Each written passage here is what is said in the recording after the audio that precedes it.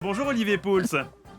Bonjour à tous, bonjour les amis. C'est vrai qu'une terrine d'informaticien en Maurice, je veux bien la recette. Ouais. On vous la donnera. Une petite bolo aujourd'hui. Oui, mais tout d'abord, je m'empresse de vous signaler une chose importante, mon cher Mathieu, c'est que cette dénomination bolognaise telle qu'on l'utilise ici n'a évidemment pas cours en Italie. Si vous allez à Bologne et que vous demandez des spaghettis à la bolognaise, on va vous rire au nez. C'est une dénomination qui n'existe pas. Là-bas, on l'appelle al ragout. Ah oui. Et oui, Il et nous a oui. Et fait, d'ailleurs, il nous a fait là, en Une direct, Charles Pef Berling. nous a fait une Charles Berling en direct avec vraiment mes acteurs studio, genre c'est très intéressant ça, alors qu'on le sait pas du tout. Bravo Pef.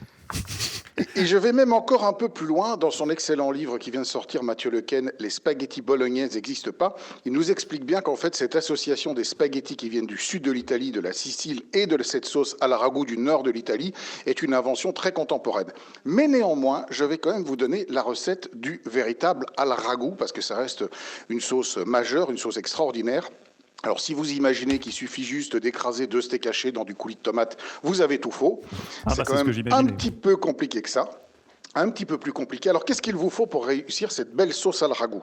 Il vous faut évidemment de la viande de bœuf, il vous faut de la pancetta. La pancetta, c'est la poitrine de porc qui était salée et séchée.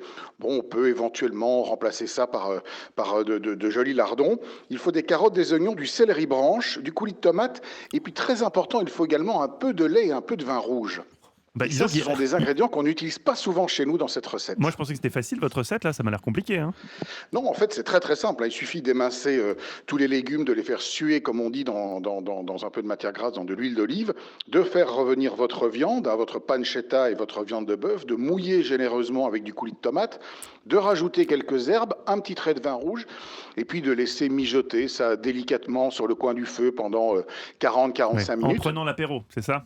En prenant l'apéro, Moi, je bien vous connais par évidemment, cœur. un délicieux vin italien, je vous vois venir. Et puis, à la fin, on rajoute un petit trait de lait, ce qui va adoucir un peu la sauce. Et puis là, vous avez une authentique sauce al ragout dans les règles de l'art. Il ne vous reste plus qu'à faire cuire quelques pâtes, à mettre ça là-dessus, à râper du parmesan et à rouvrir une deuxième bouteille de vin italien parce que la première est passée à l'apéro.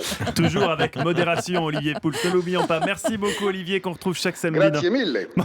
Bon, monsieur est polyglotte, bravo. J'ai compris ce qu'il a dit. Traduction Et notre espagnole, invité les aussi. Mexicains, Italiens, maintenant, tout ce que vous voulez. Hein. Il vous a dit merci, Émile.